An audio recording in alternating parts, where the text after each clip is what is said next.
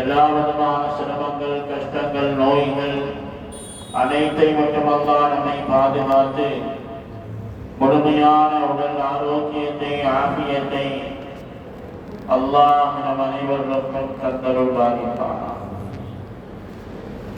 அன்பு சகோதரர்களே, அல்லாஹ்வுடைய நல்லடியார்களே, இன்றைக்கு நாம் பார்க்கக்கூடிய தலைப்பு கணவன் மனைவி என்கின்ற தலைப்பிலே காலத்திற்கு மிக மிக தேவையான ஒரு தலைப்பினை நாம் இன்ஷா அல்லாஹ் பார்க்க இருக்கிறோம். அல்லாஹ் சுப்ஹானஹு வ தஆலா நம்முடைய குடும்ப வாழ்க்கைகளை மகிழ்ச்சிகரமானதாக அல்லாஹ் ஆக்கி அருள் பாலிப்பானாக. அன்பு சகோதரர்களே, உலகத்திலேயே ஆக முதல் உறவு என்பது கணவன் மனைவி அப்படிங்கிற உறவு தான். எல்லா உறவுகளை விட, தந்தை தாய் என்கின்ற உறவுகளை விட, அண்ணன் தம்பி என்கின்ற உறவுகளை விட, அக்காள் தங்கை என்கின்ற எல்லா உறவுகளை விட முதன்மையான உறவு என்பது சொர்க்கத்திலே ஏற்பட்ட முதல் உறவு கணவன் மனைவி என்கின்ற முதல் உறவு. ஆதம் அலைஹிஸ்ஸலாத்து வஸ்ஸலாம் அவர்கள் தந்தையாக ஆவதற்கு முன்னதாக அவர் கணவராக இருந்தார்.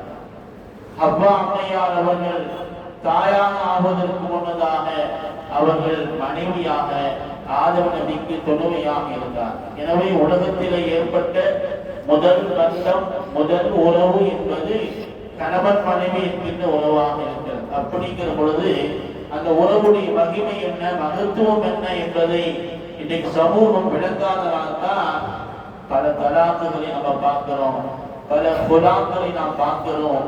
இதற்கெல்லாம் அடிப்படை காரணம் ஒரு கணவன் மனைவிக்கு மத்தியுண்டான அந்த உறவுகளை மதிக்காததன் காரணமாகத்தான். அன்பு சகோதரர்களே, நிக்காஹ் என்பது ஏதோ ஒரு சடங்கு சம்பிரதாயம் அல்ல. நிக்காஹ் என்பது அது ஒரு இபாதத், அது ஒரு வணக்கம் என்று நம்முடைய மார்க்கம் நமக்கு சொல்லித் தருகிறது. எந்த அளவுக்கு வணக்கம் இபாதத் என்றால், குடும்ப வாழ்க்கையிலே ஒரு கணவனும் மனைவியும் சேர்வது கூட அது கூட சதகா என்றார்கள் நபிகள் நாயகம் ஸல்லல்லாஹு அலைஹி வஸல்லம். அவர் சஹாபாக்கள் கேட்டார்கள், யார சொல்லலாம், ஒருவன் தன்னுடைய ஆசையை தீர்த்துக் கொள்வது கூட இபாதத்தா, அது கூட சதகாவா அப்படின்னு கேட்டவர்கள் ஸல்லல்லாஹு அலைஹி வஸல்லம் சொன்னார்கள், அவன் வழி தவறாமல் இருக்கிறான் அல்லவா, வேறு வழியை அவன் தேடவில்லை, அவன் ஹராமான வழியிலே அவன் போகவில்லை அல்லவா, அதனால் ஹலாலை தேடியதனால அது கூட சதகா என்றார்கள் நபிகள் நாயகம் ஸல்லல்லாஹு அலைஹி வஸல்லம் அவர்கள். எனவே அன்பு சகோதரர்களே, இல்லற வாழ்க்கை என்பது அது இபாதத்.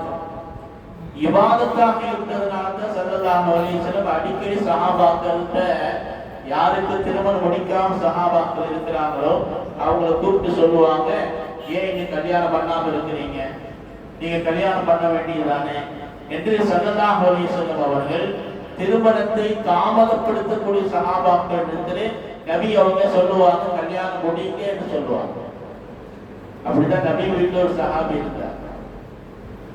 அவருக்கு உணவு தங்குமிடம் நபி அவங்க வீட்டில் தான். தலைக்கு தேய்க்கக்கூடிய எண்ணெய் கூட நபி ஒரு வீட்டில் இருந்து அவர் பயன்படுத்துவார். அந்த அளவுக்கு அவர் ஏழ்மையாக இருந்தாரு, அவருக்கு யாரும் கிடையாது. அவரை பார்த்து ஸல்லல்லாஹு அலைஹி வஸல்லம் சொன்னாங்க, என்னப்பா நீ ஒரு கல்யாணம் பண்ணிக்க வேண்டியதானே, உனக்கு அதுக்குண்டா நேரம் வந்துருச்சு அப்படின்னு சொன்னாங்க.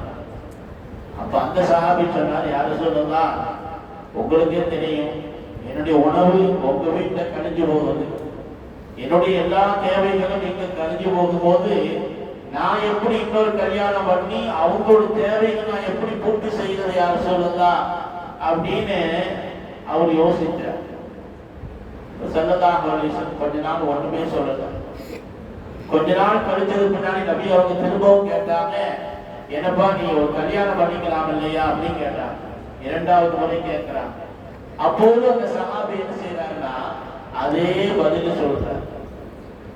கொஞ்ச காலம் போச்சு, அவர் யோசிக்கிறாரு, நபி அவங்க 1க்கு 2 தடவை கேட்டாங்க, என்னுடைய நிலை என்னன்னு நபிக்கு தெரியாதா, அவங்களுக்கு முன்னாடி தான் நான் வாழ்கிறேன், அவங்க வீட்டில் தான் நான் இருக்கிறேன், அதனால் நபிக்கு தெரியும் என்னோட நிலை என்ன என்று அவங்களுக்கு தெரியும் இல்லையா? அதனால இன்னொரு தடவை கேட்டாங்க அப்படின்னா நம்ம சரி கபூல் செஞ்சிடலாம் அப்படின்னு இவர் இப்ப எதிர்பார்த்துட்டே இருக்கிறார்.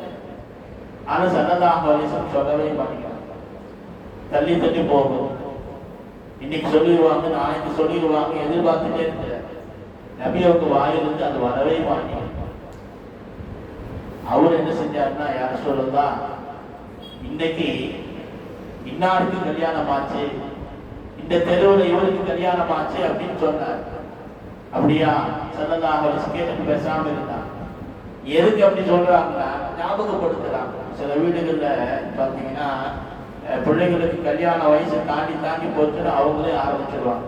என் ஃப்ரெண்டுக்கு நேற்று கல்யாணம் ஆச்சு, அடுத்த வாரம் இன்னொரு நண்பனுக்கு கல்யாணம் அப்படின்னு அவனே ஆரம்பிச்சிருவாங்க. அப்பவே புரிஞ்சுக்கணும், சரி நம்ம அவனுக்கு உண்டான ஏற்பாடுகளை செய்ய ஆரம்பிச்சிடும். அந்த மாதிரி இந்த சஹாபி எதிர்பார்க்கிறார். நபி அவங்க எதிர்பார்க்க வைக்கிறார். ஒரு கல்யாணம்னா ஒரு நிக்காஹ் அப்படின்னா அது ஒரு இபாதத், அது வெறும் சடங்கு சம்பிரதாயம் அல்ல. அது எதிர்பார்த்து செய்தால்தான் அதோட முக்கியத்துவம் விளங்கும். அப்படிங்கிறதுக்காக வேண்டி ஸல்லல்லாஹு அலைஹி வஸல்லம் அந்த சஹாபியை எதிர்பார்க்க வைக்கிறாங்க. அப்படி எதிர்பார்க்க வச்சு நபி அவங்க கடைசியில ஒரு நாள் கேட்டாங்க, என்னப்பா கல்யாணம் பண்ணிக்கிறியா அப்படின்னு கேட்ட உடனே சரியா சொல்லுதா அப்படின்னு சொன்ன பொழுது நபி ஸல்லல்லாஹு அலைஹி வஸல்லம் அவர்களே நபி அவர்களே ஒரு பெண்ணை பார்த்து திருமணம் முடிக்க வைத்தார்கள் என்று ஹதீஸ்களை பார்க்கிறோம். அன்பு சகோதரர்களே, எனவே நிக்காஹ் என்பது அது ஒரு இபாதத்.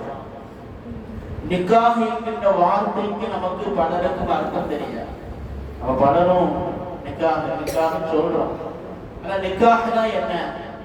நம்ம சாதாரண கல்யாணம் அப்படின்னு சொல்லுவோம்.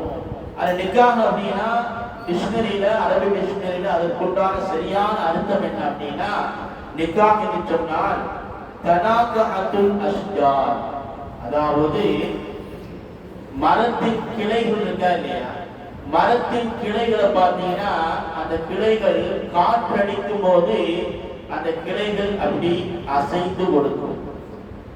கிளைகள் அசைந்து கொடுக்கும், அதுதான் நிக்காஹுடைய அர்த்தம். அப்படின்னா என்ன அர்த்தம்னா, காற்றடிக்கும் பொழுது அந்த கிளைகள் அசைந்து கொடுக்குதா இல்லையா? அப்படி அசையும் போது இரண்டு கிளைகள் இருந்துச்சு அப்படின்னா ஒரு கிளை கீழே வந்தால்தான் இன்னொரு கீழே அதுக்கு கீழே அசைய முடியும். அது கீழே வரவில்லை என்று சொன்னால் அது அசைந்து கொடுக்க முடியாது. வாழ்க்கை என்று சொன்னால் ஒரு கணவனும் மனைவியும் அப்படித்தான், ஒருவர் அசைந்து கொடுக்கணும், ஒருவர் இசைந்து கொடுக்கணும். அப்படி இருந்தால் தான் அந்த வாழ்க்கை இன்பமாக இருக்கும். நான் எந்த அசைவும் என்கிட்ட வராது, நான் மரம் மாதிரி இருப்பேன் அப்படின்னா அந்த வாழ்க்கை சுபிட்சமாக இருக்காது. எனவே அன்பு சகோதரர்களே, நிக்காஹ் என்பது பலதரப்பட்ட பல்வேறு விதமான நுணுக்கங்களை, வணக்கங்களை, பல்வேறு செய்திகளை அன்னலம் ரசூலுல்லாஹி ஸல்லல்லாஹு அலைஹி வஸல்லம் அவர்கள் நமக்கு சொல்லித் தருகிறார்கள். ஒரு வாழ்க்கை அப்படின்னா சண்டை சச்சரவுகள் இல்லாம வாழணும் அப்படின்னா நபி அவங்க அதுக்கு அற்புதமான ஒரு யோசனையை சொல்லி தர்றாங்க. நபி அவங்க சொல்றாங்க, என் மனைவி கோபப்படுகிற பொழுது நான் திரும்ப ஒரு காலம் கோபப்பட்டது கிடையாது என்றார்கள் ஸல்லல்லாஹு அலைஹி வஸல்லம். மனைவி கோபப்படுறாங்கன்னா நீ கொஞ்சம் அமைதியாக சாந்தமாக இருந்தனா அந்த பிரச்சனை அதோடு முடிஞ்சிடும். அப்படி இல்லாம நம்மளும் சேர்ந்து கோபப்பட்டோம் அப்படின்னா அந்த பிரச்சனை வெடித்து பூதாகரமாகி கடைசியில் கோர்ட்டு வாசல்ல போய், பள்ளிவாசல்ல போய் நின்று, ஜமாத்தில் போய் நின்று பேச வேண்டிய அவல நிலை ஏற்படும். அன்பு சகோதரர்களே, 4 சுவற்றுக்குள் முடிய வேண்டிய காரியங்கள் உச்சத்திலே 4 பேர் பேசுவதை போன்று நம்முடைய வாழ்க்கையை நாம் அமைத்துக் கொள்ளக்கூடாது. நபிகள் நாயகம் ஸல்லல்லாஹு அலைஹி வஸல்லம் அவர்கள் திருமண வாழ்க்கையின் மிகப்பெரிய ஒரு சூட்சுமத்தை சொல்றாங்க. இதை வழங்கிட்டா போதும், வாழ்க்கை மகிழ்ச்சியாக இருக்கும். நபி அவங்க சொன்னாங்க,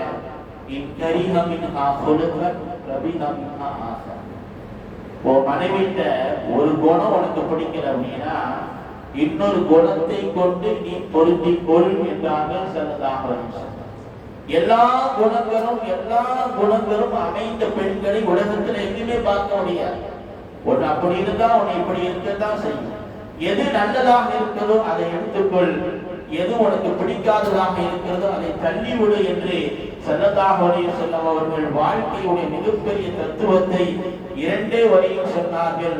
அன்னலம் ரசூலுல்லாஹி ஸல்லல்லாஹு அலைஹி வஸல்லம் அவர்கள், அன்பு சகோதரர்களே, ஒரு கணவன் மனைவிக்குண்டான சண்டைய அவங்களுக்குள்ள வச்சுக்கணும், ரகசியமாக வச்சுக்கணும். 4 பேருக்கு போய் சொல்ற மாதிரி குடும்ப சண்டைகளை வைக்கவே கூடாது. 4 சுவற்றுக்குள்ள உங்களுக்குள்ள சில பிரச்சனைகள் மனஸ்தாபங்கள் வருதா, அது உங்களுக்குள்ள நீங்க பேசி தீர்த்து 3வது ஒரு ஆட்டு கொண்டு போனாதான் அங்கதான் பிரச்சனையே ஆரம்பிக்கும். நபி ஸல்லல்லாஹு அலைஹி வஸல்லம் சொல்றாங்க, 3 விஷயங்களை ரகசியமாக வைத்துக் கொள்ளுங்கள். 3 காரியத்தை ரகசியமாக வைத்து. ஒன்று நோய். நோய் எல்லாத்துக்கும் போய் சொல்ல வேண்டிய அவசியம் இல்லை. மருத்துவத்தை சொல்றீங்களா, அது போதுமானது, ரகசியமாக வைத்துக் கொள்ளுங்கள். அதே மாதிரி நஃபிலான இபாதத்துகள், அது பகிரங்கப்படுத்துவதல்ல, அது ரகசியமாக வைத்துக் கொள்ளுங்கள். அதே போன்றுதான் கணவன் மனைவி சண்டை, அதை ரகசியமாக வைத்துக் கொள்ளுங்கள். அது ஊருக்கே போய் சொல்லாதீர்கள். அது உங்கள் நண்பர்களாக இருந்தாலும் சரி, ஏன் உங்களை பெற்றெடுத்த தாய் தந்தையாக இருந்தாலும் சரி, அதை போய் பகிரங்கப்படுத்தாதீங்க. அதுதான் விவகாரத்துடைய பல பிரச்சனைகளை உங்களுக்கு உண்டு பண்ணும். ஒரு நேரத்தில் நீங்க கூட என்ன செய்யுங்க, சரி அப்படின்னு அனுசரித்து போயிடலாம். 3வது ஒரு ஆள் இருக்கிறான்னு அவன் தான் சொல்லுவான், உனக்கு பிடிக்காட்டி கழட்டி விட்டுருப்பான். செருப்பை கடிக்குமா, கடிக்கிற செருப்பை நீ ஏன் போடல, கழட்டி விட்டுட்டு அடுத்த செருப்பை வாங்கு, கடையா இல்லை காசா இல்லை அவங்ககிட்ட என்று என்ன செய்வாங்கன்னா குடும்பத்துக்குள்ள பிரச்சனையை உண்டு பண்ணுவாங்க. பிரச்சனையே அவங்கதான். குடும்பம் சண்டை இருக்குதான் செய்யும். அதை சமாதானப்படுத்துறமா இல்லையா? பஞ்சாயத்து பேச வர்றவன் என்ன செய்வான் அப்படின்னா அதை பெருசு பண்ணி உங்களுக்குள்ள சண்டையை உண்டு பண்ணி அது ஷைத்தானோட வேலையாக இருக்கிறது என்று அன்னலம் ரசூலுல்லாஹி ஸல்லல்லாஹு அலைஹி வஸல்லம் சொல்லி தருகிறார்கள். அன்பு சகோதரர்களே, பெருமானாருடைய வாழ்க்கை ஒரு திறந்த புத்தகம். நபியுடைய வாழ்க்கையிலே அத்தனையும் இருக்கிறது. நபி ஸல்லல்லாஹு அலைஹி வஸல்லம் அவர்கள் 11 மனைவிமார்களோடு வாழ்ந்தார்கள். பல ஊருக்காரங்க, பல மொழி பேசக்கூடியவர்கள், பல குணம் படைத்தவர்கள், பல நிறம் படைத்தவர்கள், எல்லாத்தையும் கூடி ஸல்லல்லாஹு அலைஹி வஸல்லம் வாழ்ந்து இந்த உலகத்திற்கு வாழ்க்கையின் தத்துவத்தை ஸல்லல்லாஹு அலைஹி வஸல்லம் அழகாக சொன்னார். அதுல ஆயிஷா ரலியல்லாஹு தஆலா அன்ஹா அவங்க மேல நபி அவங்க அடாதியான அன்பு வச்சிருந்தாங்க. ஒரு சஹாபி கேட்டாங்க, யா ரசூலல்லாஹ், உலகத்திலே யாருக்கு உங்களுக்கு பிடிக்கும் அப்படின்னு கேட்டபோது ஸல்லல்லாஹு அலைஹி வஸல்லம் யாரை சொன்னாங்க? ஆயிஷா என்று சொன்னாங்களா இல்லையா? அந்த அளவுக்கு அன்பு. ஆனா ஒரு கட்டத்துல என்ன நடந்தது தெரியுமா? குடும்பத்துல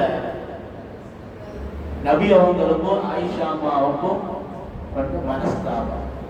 யாரு வீடு? ரசூலுல்லாஹி ஸல்லல்லாஹு அலைஹி வஸல்லம் அவங்க வீட்டுக்குள்ள நபி அவங்களுக்கும் ஆயிஷா அம்மாவுக்கும் பட்டு மனஸ்தாபம். அந்த மனஸ்தாபம் ஏற்பட்ட பொழுது ஸல்லல்லாஹு அலைஹி வஸல்லம் ஆயிஷா அம்மாவை எவ்வளவு சமாதானப்படுத்துறாங்க. ஆயிஷா அம்மா சமாதானமே ஆகவே இல்லை. அப்ப ஸல்லல்லாஹு அலைஹி வஸல்லம் கேட்டாங்க, என்ன சொன்னாலும் நீ சமாதானம் ஆக மாட்டேங்கிற, சரி நமக்கு மத்தியில பேசுறதுக்கு யாரையாவது நான் ஏற்பாடு செய்யட்டுமா என்று ஸல்லல்லாஹு அலைஹி வஸல்லம் கேட்டாங்க. ஆயிஷா அம்மா சரின்னு சொன்னாங்க. அப்ப ஸல்லல்லாஹு அலைஹி வஸல்லம் கேட்டாங்க, உமரை நான் ஏற்பாடு செய்யட்டுமா அப்படின்னு கேட்டாங்க. நமக்கு மத்தியிலே பேசுவதற்காக வேண்டி, மத்தியஸ்தம் செய்வதற்காக வேண்டி, சமாதானம் செய்வதற்காக வேண்டி உமர் அவர்களை நான் அழைக்கட்டுமா என்று ரசூலுல்லாஹி ஸல்லல்லாஹு அலைஹி வஸல்லம் கேட்டாங்க. யார சொல்லல? ஆயிஷா அம்மாவுடைய தகப்பனார் அபூபக்கர் சித்திக் ரலியல்லாஹு தஆலா அன்ஹு அவங்க சொல்லல. ஏன் சொல்லல அப்படின்னா, இந்த செய்தி தந்தைக்கு போகணுமா அப்படிங்கிறதுக்காக வேண்டி அபூபக்கர் சொல்லல. இரண்டாவது உமர் ரலியல்லாஹு தஆலா அவங்க ஏன் நபி அவங்க சொன்னாங்க அப்படின்னா, உமர் ரலியல்லாஹு தஆலா பல நேரங்கள்ல அவர்கள் பேசக்கூடிய வார்த்தை அது குர்ஆன் ஆயத்தாக இறங்கியது. அவர்களுடைய வாயிலிருந்து அல்லாஹ் பேசினான். அவர்கள் ஒரு கருத்தை சொல்லுவார்கள், அடுத்த நாள் அல்லாஹ் தஆலா ஆயத்தை இறக்கி வைப்பான். பல இடத்துல பார்த்தோமா இல்லையா? புர்காவுடைய சட்டம் உமர் ரலியல்லாஹு தஆலா அபிப்பிராயப்பட்டாங்க, மஷூரா சொன்னாங்க, அல்லாஹ் தஆலா ஆயத்தை இறக்கி வச்சான். மகாமே இப்ராஹிம்ங்கிற இடத்துல 2 ரக்காத் தொழுகணும் என்கின்ற மஷூரா சொன்னாங்க, அல்லாஹ் அங்கே தொடரக்கூடிய உத்தரவை அல்லாஹ் போட்டான். பத்ர் போர்க்களத்திலே கைதிகளாக பிடிக்கப்பட்ட அவர்கள் என்ன செய்யலாம் என்று கேட்ட பொழுது அபூபக்கர் சித்திக் ரலியல்லாஹு தஆலா ஒரு யோசனை சொன்னாங்க, உமர் ரலியல்லாஹு தஆலா இன்னொரு யோசனை சொன்னாங்க. அபூபக்கர் அவர்கள் சொன்னாங்க, யா ரசூலல்லாஹ் அவங்கள ஒண்ணு செய்ய வேணாம், ஏதாவது சில காசுகளை வாங்கி விட்டுறலாம் அப்படின்னு சொன்னாங்க. உமர் ரலியல்லாஹு தஆலா சொன்னாங்க, அவங்கள விடக்கூடாது, அவங்க கதையை முடிக்கணும் அப்படின்னு சொன்னாங்க. அப்படி சொன்ன பொழுது ஸல்லல்லாஹு அலைஹி வஸல்லம் சொன்னாங்க, நான் ரெண்டு பேரும் கருத்து சொன்னீங்க, நான் அபூபக்கருடைய கருத்தை சார்ந்து இருக்கிறேன் என்று ஸல்லல்லாஹு அலைஹி வஸல்லம் சொன்னார். அப்படி சொன்ன உடனே அல்லாஹ் வஹி அறிவிக்கிறான், நான் உமருடைய கருத்தின் பக்கம் நான் இருக்கிறேன் என்று அல்லாஹ் சொன்னார். அப்படி சொன்ன பொழுது ஸல்லல்லாஹு அலைஹி வஸல்லம் அவர்கள் யோசிக்கிறார்கள். அல்லாஹ் அடுத்ததாக சொன்னான், நான் உமருடைய கருத்தின் பக்கம் இருந்தாலும் கூட நீங்கள் மஷூரா செய்ததன் காரணமாக அபூபக்கர் என்ன யோசனை செய்தாரோ அந்த ஆலோசனை பிரகாரம் நீங்கள் நடந்து கொள்ளலாம் என்று பத்ர் போர்க்களத்திலே நடந்த நிகழ்வுகளை பதிவு செய்கிறார்கள் வரலாற்று ஆசிரியர்கள். அதனால உமர் ரலியல்லாஹு தஆலா எதை சொன்னாலும் சரியாக இருக்கும். அதனால உமரை கூப்பிடலாமா, உமர் ரலியல்லாஹு தஆலா கூப்பிடலாமா அப்படின்னு கேட்டாங்க. யார்கிட்ட கேட்கிறாங்க? தன்னுடைய மனைவிட்ட நமக்கு மத்தியில பிரச்சனை வந்துருச்சு, யாரை கூப்பிடலாம் என்று ஆலோசனை கேட்கிறாங்க. அப்ப ஆயிஷா அம்மா சொன்னாங்க, உமர் வேண்டாம் அப்படின்னு சொன்னாங்க. உமர் ரலியல்லாஹு தஆலா வேண்டாம் அப்படின்னு சொன்னாங்க. ஏன் அப்படின்னா உமர் ரலியல்லாஹு தஆலான்னு ஒரு விஷயத்தை பேசிட்டாங்கன்னா அதற்கு எதிர்த்து யாரும் பேசுவதை உமர் ரலியல்லாஹு தஆலா விரும்ப மாட்டாங்க. தன்னுடைய குடும்பத்தில் கூட அப்படித்தான். உமர் ரலியல்லாஹு தஆலா மனைவிமார்கள்ட்ட உமர் ரலியல்லாஹு தஆலா தன்னுடைய குடும்பத்தில் ஒரு விஷயத்தை பேசினாங்கன்னா தன்னுடைய மனைவிமார்கள் வாய் திறந்து எதுவுமே பேச மாட்டாங்க, அமைதியாக இருப்பாங்க. அப்படி ஏதாவது பேசிவிட்டால் உமர் ரலியல்லாஹு தஆலா கோபப்படுவாங்க என்பது அவங்களுக்கு தெரியும். அப்படி இருந்தும் கூட உமர் ரலியல்லாஹு தஆலா ஒரு செய்தியை வீட்டுல சொன்னாங்க. ஒரு கட்டத்தில் அவங்க மனைவி எதிர்த்து பேசிட்டாங்க. அப்படி எதிர்த்து பேசும் பொழுது உமர் ரலியல்லாஹு தஆலா கேட்டாங்க, என்னிடமா நீ எதிர்த்து பேசுகிறாய், என்னுடைய பேச்சுக்காக நீ மீறி பேசுகிறாய் என்று உமர் ரலியல்லாஹு தஆலா தன் மனைவியிடத்தில் கடிந்து கொண்ட பொழுது அவங்க யோசிச்சாங்க, ஆஹா இப்படி பேசுறது அவருக்கு பிடிக்காதே, நான் தெரியாம பேசிட்டேன்னு என்ன செய்யறது அப்படின்னு யோசிச்சுட்டு உடனே அந்த பழியை தூக்கி எங்க போட்டாங்க அப்படின்னா உங்க மகன் ஹப்ஸா கூட அவங்க கணவனார் நபி அவங்கள்ட்ட கூட அவங்க எதிர்த்து பேசத்தான் செய்வாங்க என்று ஹப்ஸாமாவின் பழியை தூக்கி போட்டாங்க. ஹப்ஸாமா யாரு? உமர் ரலியல்லாஹு தஆலா மகளார், நபியுடைய மனைவியா? அப்படியா? ஹப்ஸாவா என்னுடைய மகளா? நபி அவங்க பேசும்போது எதிர்த்து பேசுறாளா? என்ன நான் கேட்டுட்டு வர்றேன் அப்படின்னு உமர் ரலியல்லாஹு தஆலா நேரா வீட்டுக்கு போனாங்க. வீட்டுக்கு போய் ஹப்ஸாமா கூப்பிட்டாங்க. என்ன ரசூலுல்லாஹ் அவங்க பேசும்போது நீ எதிர்த்து பேசுகிறாயா அப்படின்னு கேட்ட பொழுது ஹப்ஸாமா யாருடா இதை போய் சொன்னது, என்னை யாருடா மாட்டி விட்டது அப்படின்னு யோசனை பண்ணி என்ன செஞ்சாங்க அப்படின்னா, நான் மட்டும் பேசல, எல்லா மனைவியும் அப்படிதான் பேசுறாங்க, எல்லாத்தையும் சேர்த்து மாட்டி விட்டாங்க. அப்படியா எல்லாரும் அப்படி பேசுறாங்களா? நான் நபிகிட்ட போய் கேட்டுட்டு வரேன் நேரம் புறப்பட்டாங்க. உமர் ரலியல்லாஹு தஆலா நேரா ரசூலுல்லாஹி ஸல்லல்லாஹு அலைஹி வஸல்லம் பார்க்கறதுக்காக அவங்க வீட்டுக்கு வந்தாங்க. ஆனா அங்க என்ன நிலைமை அப்படின்னா பெருமானார் கூட இருந்த மனைவிமார்கள் பெருமானார் கூட சண்டை போட்டுட்டு, எங்களுக்கு நீங்க தர காசு பத்தாது, இன்னும் கொஞ்சம் அதிகமாக வேணும் அப்படின்னு அடம்பிடிச்ச பொழுது ஸல்லல்லாஹு அலைஹி வஸல்லம் அவங்க, அப்படியா உங்க கூட நான் ஒரு மாசம் பேச மாட்டேன், உங்க பக்கம் நான் வரவும் மாட்டேன் அப்படின்னு ஸல்லல்லாஹு அலைஹி வஸல்லம் பள்ளிவாசலுக்கு உட்கார்ந்துட்டாங்க. உமர் ரலியல்லாஹு தஆலா அந்த நேரத்தில் போய் நபி அவங்க சந்திச்சு, யா ரசூலல்லாஹ் உங்க மனைவிமார்க உங்களை எதிர்த்து பேசுவாங்களா அப்படின்னு கேட்டாங்க. உடனே ஸல்லல்லாஹு அலைஹி வஸல்லம் சொன்னாங்க, என்னுடைய மனைவிமார்கள் என்னை எதிர்த்து பல தடவை பேசி இருக்கிறார்கள், அதை நான் பொறுத்து போய் இருக்கக்கூடிய சந்தர்ப்பங்கள் நிறைய இருக்கிறது உமரே அப்படின்னு ஸல்லல்லாஹு அலைஹி வஸல்லம் சிம்பிளா முடிச்சுட்டாங்க. என்னுடைய மனைவிமார்கள் என்னட்ட எதிர்த்து பேசி இருக்கிறாங்க, நான் அதற்கு நான் என்ன செஞ்சிருக்கிறேன், சமாதானமா போயிருக்கிறேன் அப்படின்னு நபி அவங்க சொன்ன பொழுது உமர் ரலியல்லாஹு தஆலா யோசிச்சாங்க, யா ரசூலல்லாஹ் உங்கள் மனைவி உங்களை எதிர்த்து பேசுகிறார்களா அப்படின்னு கேட்டபொழுது ஸல்லல்லாஹு அலைஹி வஸல்லம் சொன்னார்கள், உங்களே எனக்கும் என் மனைவிக்கும் மத்தியிலே சண்டை வந்தால் அந்த சண்டையிலே நான் தோற்று போவதை நான் விரும்புகிறேன், என் மனைவி ஜெயிப்பதை நான் ஆசைக்கிறேன். ஏனென்றால் நான் தோற்று போனாலும் என் குடும்பம் ஜெயிக்கும் என்றார்கள் நபிகள் நாயகம் ஸல்லல்லாஹு அலைஹி வஸல்லம். அதுதான் நாம் சிந்திக்க வேண்டிய. கணவனுக்கு மனைவிக்கு மத்தியில் பிரச்சனை வந்துச்சு அப்படின்னா, யாராவது ஒருத்தர் விட்டு கொடுத்து போயிட்டீங்க அப்படின்னா உங்க குடும்ப வாழ்க்கை அது தோற்று போகாது. உங்க குடும்ப வாழ்க்கை ஜெயித்து விட்டது, உங்களுடைய பிள்ளையுடைய வாழ்க்கை ஜெயித்து விட்டது என்பதுதான் அதனுடைய அடையாளம். அன்பு சகோதரர்களே, கணவனுக்கு மத்தியில ஈகோ பார்த்து நீயா நானா அப்படின்னு பார்த்து, நீ பெரியவனா நான் பெரியவனா, நான் சொன்னது சரியா நீ சொன்னது சரியா, சண்டை முற்றி போய் ஈகோ ஆகி கடைசியில ஒருவருக்கு ஒருவர் விட்டு கொடுக்காம சண்டை முற்றி போகும்போது அதனுடைய விளைவுகள் என்ன தெரியுமா? நீங்கள் பெற்ற பிள்ளைகள் அனாதைகளாக ஆக்கப்படுகிறார். அதுதான் வேதனை.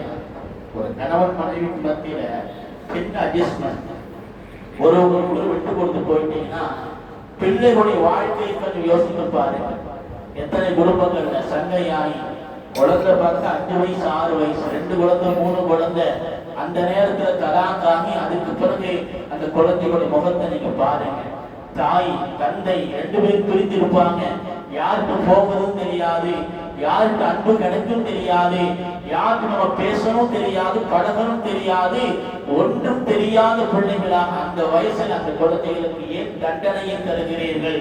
நீங்கள் செய்யக்கூடிய தவறுக்காக வேண்டிய பிள்ளைகளை ஏன் தண்டனை கொடுக்கின்றீர்கள்? எனவே அன்பு சகோதரர்களை யோசித்து நாம் செய்ய வேண்டும். கணவன் மனைவிக்கு மத்தியில் இருக்கக்கூடிய பிரச்சனைகளை நாம் அதை பெரிதாக படுத்தக்கூடாது. இங்க நாம் விளக்கத்துக்கு வருவோம். ஆயிஷா அம்மாட்ட நபி அவங்க கேட்கிறாங்க, யாரை நம்ம கூட்டிட்டு வர்றது அப்படின்னு கேட்டபோது உமர் வேண்டாம்னு சொல்லிட்டாங்க. ஆயிஷா அம்மா ஸல்லல்லாஹு அலைஹி வஸல்லம் சொன்னாங்க, சரி அபூபக்கரை அழைத்து வரட்டுமா அப்படின்னு கேட்டாங்க. சரி அபூபக்கரை கூட்டிட்டு வாங்க. அபூபக்கர் சித்திக் ரலியல்லாஹு அன்ஹு வந்தாங்க. வீட்டுக்குள்ள வந்தாங்க. வீட்டுக்குள்ள வந்தபோது நபி அவங்க ஆயிஷா அம்மாட்ட கேட்டாங்க, ஆயிஷா நீங்க ஆரம்பிக்கிறீங்களா நான் ஆரம்பிக்கட்டுமா? நீங்க விஷயத்தை நீங்க சொல்றீங்களா அல்லது நான் சொல்லட்டுமா? ஆயிஷா அம்மா சொன்னாங்க, நீங்களே சொல்லுங்க, ஆனா உண்மையை தான் சொல்லணும். நீங்களே சொல்லுங்க, பிரச்சனை இல்லை, ஆனா உண்மையை தான் நீங்க பேசணும். யாரை பார்த்து சொல்றாங்க? அஸ்ஸாதிகுல் அமீன் இல்லையா? உண்மையை தவிர வேற எதுவும் பேசாத பெருமானாரத்தின் மனைவி அது அந்த இடத்தை கொடுக்கிறாங்க. தான் நபி அப்படிங்கிறது அல்ல, தன்னுடைய மனைவிக்கு அந்த இடத்தை கொடுக்கிறாங்க ஸல்லல்லாஹு அலைஹி வஸல்லம். ஆனா பார்த்துட்டு இருக்கிற ஆள் யாரு? அபூபக்கர் சித்திக் ரலியல்லாஹு அன்ஹு. சும்மா இருப்பாங்களா? நபியை பார்த்து நீ இப்படி சொல்றியா, யாரை பார்த்து இந்த வார்த்தை சொல்லுவா அப்படின்னு வேகமாக வந்து ஆயிஷா அம்மா அடிக்கிறதுக்காக கையை ஓக்குறாங்க. உடனே ஸல்லல்லாஹு அலைஹி வஸல்லம் தடுத்தாங்க. என்ன அபூபக்கர், இருக்கிற பிரச்சனை ஜாஸ்தி பண்ணி விட்டுறீங்க போதும், ஏதாவது இருக்கிற சமாதானப்படுத்த பார்த்தா நீங்க ஜாஸ்தி பண்ணி இருக்க போது தெரிகிறது என்று அபூபக்கரை நீங்க போங்க, நாங்க சமாதானம் வாங்கிக் கொடுக்கிறோம் என்று அபூபக்கர் சித்திக் ரலியல்லாஹு அன்ஹு அவர்களை விலக்கி விட்டு ஆயிஷா அம்மாட்ட சொன்னாங்க, ஆயிஷா அந்த வயசான ஆளுக்கு இருந்து உன்னை காப்பாத்தனா இல்லையா?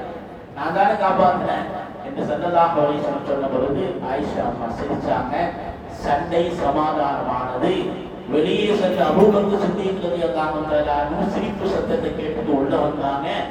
சண்டையில என்னை கூட சேர்த்துக் கொண்ட நீங்கள் சமாதானத்தில் என்னை சேர்த்துக் கொள்ள மாட்டீர்களா என்று அண்ணன் ரசூலுல்லாஹி ஸல்லல்லாஹு அலைஹி வஸல்லம் அவர்கிட்ட அபூபக்கர் சித்திக் ரலியல்லாஹு அன்ஹு பேசினார்கள் என்று ஹதீஸ்களை பார்க்கிறோம். அன்பு சகோதரர்களே, எனவே குடும்ப வாழ்க்கை, நபியுடைய வாழ்க்கையிலே குடும்ப வாழ்க்கையிலே எவ்வளவு விஷயங்கள் இருந்திருக்குது அப்படின்னா, நம்ம வாழ்க்கையில ஒரு குடும்பம் அப்படின்னா கணவன் மனைவிக்கு மத்தியில சில பிரச்சனைகள் இருக்கத்தான் செய்யும்.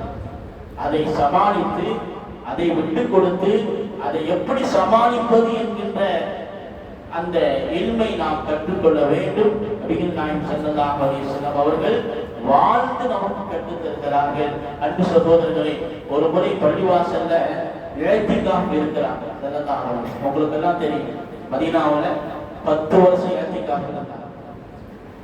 நாளைக்கு கூட ஏத்திக்காவுடைய நாட்கள் ஆரம்பிக்கிறது. பெண்கள், ஆண்கள் பள்ளியில் இருப்பாங்க. பெண்கள் உங்க வீட்டுல நீங்க என்ன செய்யலாம், ஏத்திக்காப்பு இருக்கலாம். அதுவும் நீங்க தொடக்கூடிய இடத்துல ஏத்திக்காப்பு இருக்கணும். நபி ஸல்லல்லாஹு அலைஹி வஸல்லம் காலத்தில் அப்படி அல்ல, பெண்கள் பள்ளியிலே வந்து இருந்தாங்க. நாயகம் ஸல்லல்லாஹு அலைஹி வஸல்லம் சொன்னாங்க, ஆயிஷா மாட்டாங்க, ஆயிஷா ஏத்திக்காப் நான் இருக்கிறேன் இந்த வருஷம் அப்படின்னு சொன்ன உடனே ஆயிஷா அம்மா கேட்டாங்க, யாரும் சொல்றது, நானும் இருக்கட்டுமா? சரி, அனுமதி கொடுத்தாங்க. நபி அவங்க கடவுளுக்கு போயிட்டு வர்றதுக்குள்ள பார்த்தா பள்ளிவாசல்ல கூடாரமா திறந்துது. யாரு? எல்லா மனைவிமார்களும் வந்துட்டாங்க. அதெல்லாம் ஆயிஷாக்கு மட்டும் அனுமதி. நாங்கெல்லாம் வரமாட்டோமா? நாங்களாம் ஏத்திக்காம இருக்க மாட்டோமா? பள்ளிவாசல்ல கூடாரமா இருப்பாங்க. என்ன ஆகிறது? இப்ப இந்த இடத்துல ஸல்லல்லாஹு அலைஹி வஸல்லம் எப்படி நடந்துக்கிறாங்க பாருங்க. அதுதான் ஒரு குடும்ப தலைவருடைய மதிநுட்பம் என்பது. இப்ப நபி அவங்க என்ன செய்யல, ஆயிஷா கூப்பிட்டு, என்ன ஆயிஷா, உனக்கு நான் அனுமதி கொடுத்தா நீ போய் எல்லாத்தையும் சொல்லிட்டியா என்று சொன்ன. ஆயிஷா அம்மாவும் மனசு வருத்தப்படுறது. அதே மாதிரி மற்ற மனைவிமார்கள் கூப்பிட்டு, நீங்க எல்லாரும் வந்துட்டீங்க, மற்றவங்க யாரும் ஏத்திக்காம இருக்க வேண்டிய முடியாது, என்ன நீங்க வந்துட்டீங்களே என்றெல்லாம் ஸல்லல்லாஹு அலைஹி வஸல்லம் ஒன்றும் பேசல. என்ன செஞ்சாங்க அப்படின்னா, நபி அவங்க சொன்னாங்க, இந்த வருஷம் நான் ஏத்திக்காம இருக்கல அப்படின்னு சொன்னாங்க. அவ்வளவுதான். ரசூலுல்லாஹ் இருக்கல, நம்ம ஏன் இருக்கணும் அப்படி எல்லா கூடாரும் காலியாயிடுச்சு. ஆனா அதுக்கு பிறகு ஸல்லல்லாஹு அலைஹி வஸல்லம் ஏத்திக்காம தன்னுடைய வாழ்நாள்ல கடைசி வருஷத்துல 20 நாட்கள் ஏத்திக்காம இருந்து அதை கதா செய்தாங்க என்று ஹதீஸ்களை பார்க்கிறோம். அதனால ஒரு குடும்பத்துல அந்த குடும்பத்தை நாம் எவ்வாறு அதை நாம் கையாள வேண்டும் என்கின்ற ஒரு தத்துவத்தை, அந்த கலைகளை நாயகம் ஸல்லல்லாஹு அலைஹி வஸல்லம் அவர்கள் சொல்லித் தரவில்லை, வாழ்ந்து காமித்தார்கள். அண்ணன் ரசூலுல்லாஹி ஸல்லல்லாஹு அலைஹி வஸல்லம் அவர்கள். அன்பு சகோதரர்களே, உங்கள் மனைவிமார்களுக்கு நீங்க எதை கொடுக்குறீங்களோ இல்லையோ, கொஞ்சம் நேரங்களை கொடுங்க, கொஞ்சம் பேசுறதுக்கு, கொஞ்சம் பழகிறதுக்கு, கொஞ்சம் சமாதானமாக பேசுறதுக்கு. அவங்க உங்கள்கிட்ட சில விஷயங்களை சொல்லுவாங்க, நீங்க அவங்கள்ட்ட சில விஷயங்களை சொல்லுவீங்க. அதற்குண்டான நேரங்களை கொஞ்சம் கொடுங்க. இன்னைக்கு அந்த நேர அவகாசமே கொடுக்கிறதே வேகமான காலம். அப்படியே வீட்டுல வந்து உட்கார்ந்தாலும் அந்த அம்மா ஒரு தனி மொபைல் வச்சிருக்கு, இவர் ஒரு தனி மொபைல் வச்சிருக்கிறார். கணவன் மனைவியும் ஒரு டச்சில் இருக்க வேண்டியவங்க செல்போன் அவங்க அந்த டச்சில் இருக்கிறாங்க. அப்படி ஓடிக்கிட்டே இருக்கு. அது ஒரு தனி உலகம், இது ஒரு தனி உலகம். அப்படி இருந்தா எப்படி மனப்பக்குவம் ஏற்படும், மனசுக்குள்ள இருப்பது எப்படி பகிர்ந்து கொள்ள முடியும்? ஆயிஷா பார்த்து நபி அவங்க வருவாங்க, வந்து கேட்பாங்க, யா ஆயிஷா ஏதாவது கதை சொல்லுங்க அப்படின்னு கேட்பாங்க. ஏதாவது கதை சொல்லுங்க. யாருங்க? செய்யுதுன்னு அப்படியா? எவ்வளவு வேலை இருக்கு ரசூலுல்லாஹ்வுக்கு. ஆனா ஆயிஷா வந்து கேட்பாங்க, யா ஆயிஷா ஏதாவது கதை சொல்லுங்க. அப்ப ஆயிஷா ரலியல்லாஹு தஆலா நான் சொன்னாங்க, யார சொல்லுங்க, எனக்கு 11 கதை தெரியும், ஒரு கதை 2 கதை இல்லை, 11 கதை தெரியும் அப்படின்னு சொன்னாங்க. நபி அவங்க உட்கார்ந்து அந்த 11 கதைகளையும் ஸல்லல்லாஹு அலைஹி வஸல்லம் கேட்டாங்க. கடைசி கதையாக ஆயிஷா ஒரு கதை சொன்னாங்க. என்ன கதை அப்படின்னா, 2 தம்பதிகள் இருந்தாங்க. அந்த 2 தம்பதிகள் ஒருவர் இன்னொரு மீது அளவு கடந்து அனுபவிச்சிருந்தாரு, அந்த பெண்மணியும் இந்த கணவன் மீது அளவு கடந்து அனுபவிச்சிருந்தாங்க. அப்படி அந்த கதையை சொல்லும் போது ஸல்லல்லாஹு அலைஹி வஸல்லம் சொன்னாங்க, யா ஆயிஷா, அவங்களை விட உன் மீது நான் அளவு கடந்து அனுபவிச்சிருக்கிறேன் என்று சொன்னார்கள் ஸல்லல்லாஹு அலைஹி வஸல்லம். அப்படி சொன்னபோது ஆயிஷா கேட்டாங்க, எவ்வளவு அனுபவிச்சிருக்கிறீங்க, ஒரு உதாரணம் சொல்லுங்க அப்படின்னு கேட்டாங்க. ஸல்லல்லாஹு அலைஹி வஸல்லம் சொன்னாங்க, ஒரு கைப்பிலை முடிச்சு போடுவதை போன்று என்றார்கள் ஸல்லல்லாஹு. ஒரு கைப்பிலை முடிச்சு போட்டா அது நேரம் ஆக காலம் ஆக இன்னும் இறுக்கமாக. அதைத்தான் நபி அவங்க சொல்றாங்க, ஒரு கைப்பிலை முடிச்சு போட்டால் எப்படி இறுக்கமாக இருக்குமோ அந்த மாதிரி யா ஆயிஷா உன் மீது நான் அன்பு வைத்து இருக்கிறேன் என்றார்கள் அண்ணன் ரசூலுல்லாஹி ஸல்லல்லாஹு அலைஹி வஸல்லம் அவர்கள். எனவே அன்பு சகோதரர்களே, கணவன் மனைவி என்கின்ற இந்த வாழ்க்கை அற்புதமான அந்த வாழ்க்கை, அதை உணர்ந்து கொண்டால் அந்த வாழ்க்கை இனிமையானதாக இன்பமானதாக இருக்கும். அது நபியுடைய வாழ்க்கையில் நமக்கு ஒரு திறந்த புத்தகமாக இருக்கிறது. அல்லாஹ் சுப்ஹானஹு வ தஆலா நம்முடைய குடும்ப வாழ்க்கையை மகிழ்ச்சியானதாக சந்தோஷமானதாக அல்லாஹ் ஆக்கி அருள்வாளிப்பானாக. சமூகத்தில் ஏற்பட்டிருக்கக்கூடிய இந்த தலாக்குகள், விவாகரத்துகள் அனைத்தையும் அல்லாஹ் தஆலா இல்லாமல் ஆக்கி எல்லா குடும்பங்களும் அல்லாஹ் தஆலா மகிழ்ச்சியும் சந்தோஷத்தையும் அல்லாஹ் தந்தருள் பாதிப்பானாக. வாஹிரு தஅவானா